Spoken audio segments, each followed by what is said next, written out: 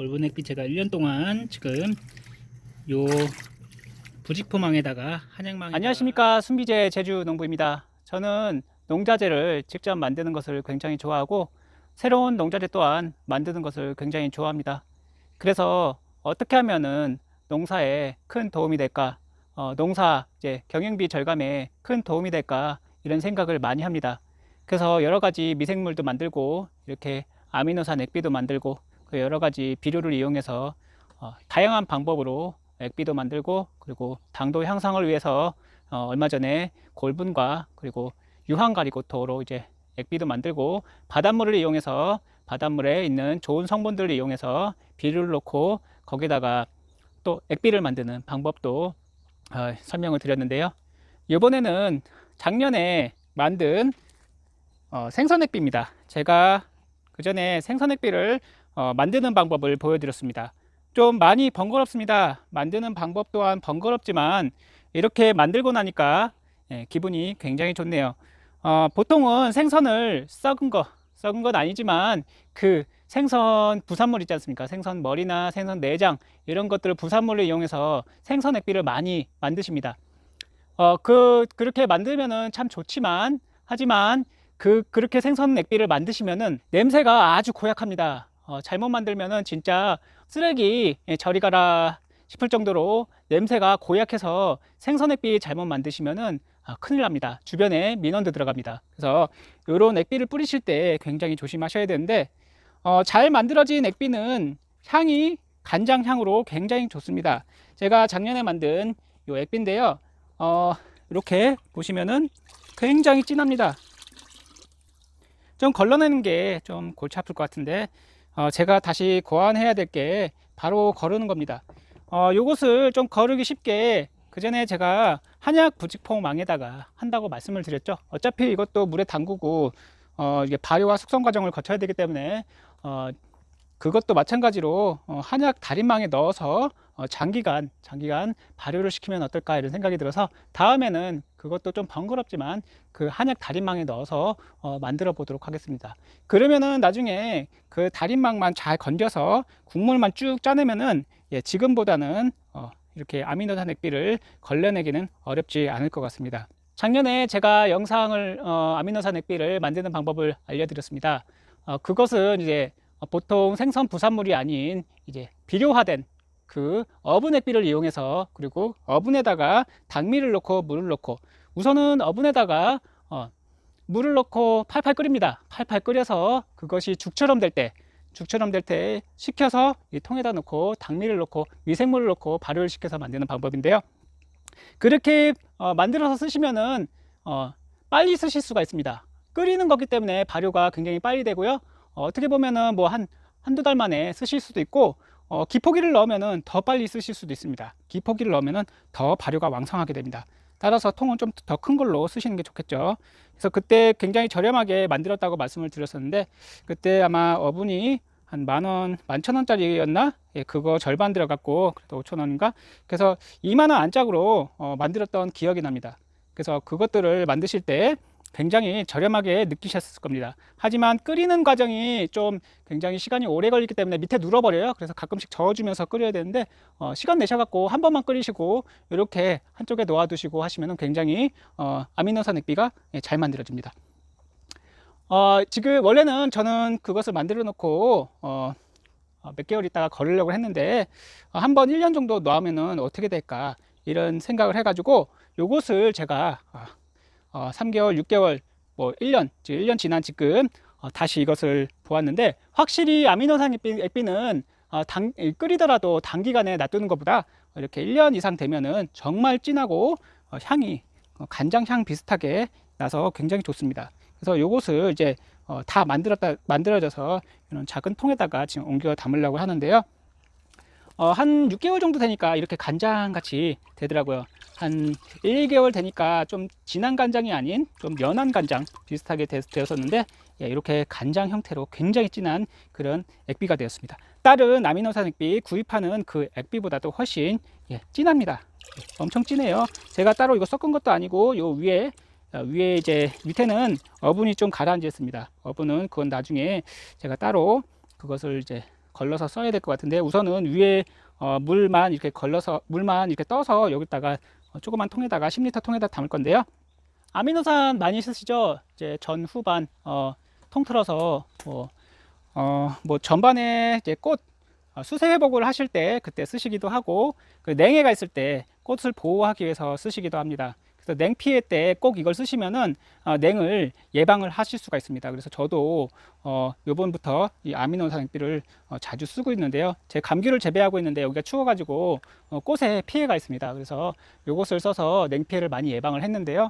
그래서 내년에도 아미노산 액비를 한 3월부터 2, 3월부터 꾸준히 줘서 냉 피해를 예방을 하려고 합니다. 그리고 이거는 이렇게 주게 되면은 당도 향상에도 도움이 되고, 그래서 우리가 밥과 반찬을 먹는데 밥과 반찬은 NPK고 칼슘이며 뭐 붕소고 여러 가지가 있지 않습니까? 미량요소도 있고. 그렇게 보면 이거는 뭐 고기라고 보시면 됩니다. 예, 고기를 먹는다고 생각하시고, 우리 고기 자주는 아니지만 가끔 고기 먹죠. 예, 그러면 힘이 굉장히 많이 납니다. 그래서 수세 회복에 굉장히 좋아서 이것을 만들어 쓰는데요.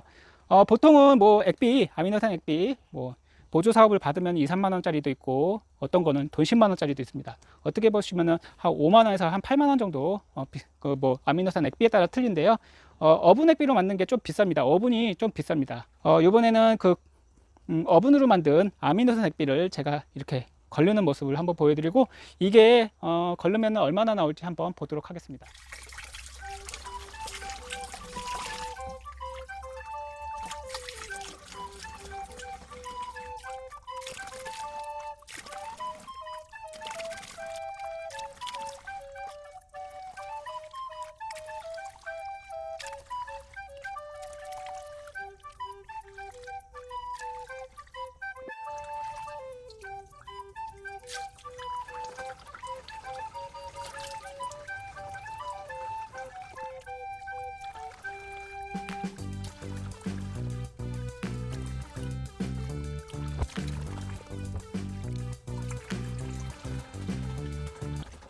어분 액비를 우선은 통에다가 담았습니다. 그런데 생각외로 이게 밑에 가라앉은 어분을 이렇게 물과 함께 분리해내기가 쉽지 않네요. 위에 있는 것만 우선 걸러내고, 지금 한 35리터 정도 나왔습니다. 지금 위에 35리터 정도 나오고, 제가 처음에 여기다가 어분을 10kg 넣고 물을 40리터를 넣고 이제 만들었습니다. 그 당시에 이제 끓였죠. 이걸 끓였으니까 아무래도 수분이 날아갔겠죠. 지금 보기에도 10리터, 20리터, 한 35리터 좀 안 되는 것 같은데, 그 정도의 지금 액비가 나왔습니다. 요것을 좀 더 잘 짜려면은 이런 부직포에다가 넣고 이제 짤 수는 있지 않습니까? 예, 세탁기, 안 쓰는 세탁기를 하나 구비해 놓고 액비용으로, 이제 액비 걸르는 용으로 그렇게 써서 해도 괜찮을 것 같습니다. 이거를 지금 이렇게 되직하게 나머지가 이렇게 남았는데, 가만히 두면은 여기에 또 다시 물이 좀 위에 흥건하게 나오면은 또 한번 다시 위에 물을 걸러서 여기다 넣어 줄 건데요. 우선은 이렇게 한 절반 정도가 지금 이렇게 남았습니다. 요거는 아무래도 어분이 남은 거라서 따로 요걸로 짜주려면은 굉장히 힘이 들기 때문에, 아무래도 요거는 이제 토양 관주를 할 때, 나무나 이제 다른 채소류에 토양 관주를 할 때 한 국자씩 넣어서 주면은 아미노산을 주는 그런 효과가 있을 거라고 생각합니다. 어분도 있고 요 안에는 칼슘도 많을 거라 생각해요. 그리고 만들어둔 요 어분으로 만든 아미노산은 잘 뒀다가 연면 시비를 할 때, 봄이나 가을에 이제 당도를 높이고 수세를 높일 때 그때 사용하면 될 것 같습니다. 그리고 영상을 보시면은 아시겠지만 제가 물을 40리터 정도 넣었잖아요. 거기서 이제 제가 생각을 못한 게, 끓이니까 이게 쫄지 않습니까? 쪼는 걸 생각해야 되는데, 그래서 한 40리터보다는 한 50리터 이상은 더 넣어서 하면 어떨까 이런 생각이 들어요. 지금 제가 이거 걸르면서 봤는데 물이 이게 위에 둥둥 뜬 저기 아미노산 액비도 굉장히 진하더라고요. 그래서 좀 더 그리고 여기 있는 남아있는 어분도 굉장히 진득하고 아직도 여기에 많은 양분들이 있는 것 같습니다. 그래서 물을 한 10리터에서 15리터 정도 더 넣고 만들어도 될 것 같습니다. 그래서 여기 통을 아예 꽉 채워 갖고 만들던가 조금 더 큰 통에다가 만들어도 될 것 같습니다. 제가 아까 말씀드린 이런 부직포를 이용해서 처음에 끓여 가지고 이 부직포에다 좀 식힌 다음에 이 부직포에다가 넣어 가지고 여기서 이제 발효를 시키면 어떨까 이런 생각이 들기는 해요. 아무래도 부직포에 넣으면 나머지 물은 위로 올라오고 찌꺼기들 즉 어분들은 요 안에 있을 거니까 계속 여기서 이 안에서 발효가 됩니다. 그래서 한 번씩 저어주면 될 것 같고 이렇게 들었다 내렸다 해주면 될 것 같고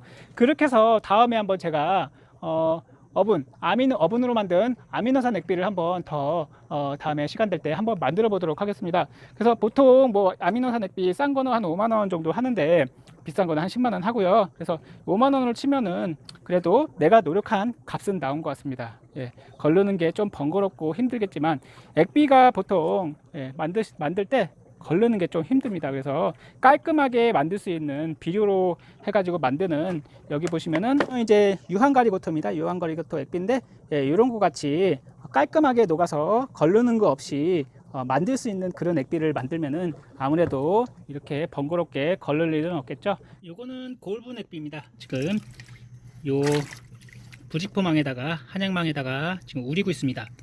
이렇게 우리니까 밑에 따로 골분이 가라앉아서 나중에 걸러낼 필요가 없습니다. 따라서 어분도 이런 방식으로 만들면은 안에는 이제 어분이 있고 겉에는 어분에서 우러나온 국물이 나와서 이렇게 거르기 쉽지 않을까 생각을 합니다. 그래서 나중에 이 안에 있는 것만 어디다 매달아서 물이 다 나오게끔 하고 무거운 뭘로 눌러서 물을 쭉 빼내면은 그래도 아까 하는 방식보다는 괜찮지 않을까 생각합니다. 좀 번거로우시면은 구입하시는 게 제일 편한 거고 조금 더 만들어 보시고 싶고 그리고 저렴하게 한번 사용해 보고 싶다 싶으신 분들은 이런 아미노산 액비를 어분으로 이용한 아니면은 생선을 끓여서 만드시면은 간단하게 이렇게 사용을 하실 수가 있습니다. 보통 1, 2개월 안에 해가지고 발효시켜서 쓰실 수 있는 방법인데 저는 좀 오래 발효시켜 갖고 굉장히 농축이 많이 된 것 같고 발효가 굉장히 잘 되었어요. 그래서 오늘은 좀 절반의 성공이고 약간의 실패도 있는 것 같습니다. 하지만 액비를 이렇게 아미노산 액비를 꽤 많이 얻었어요. 이 정도면 성공이 아닐까 생각합니다. 오늘 영상 감사드리고 다음에 더 좋은 자재 만드는 그런 영상으로 다시 뵙겠습니다. 감사합니다.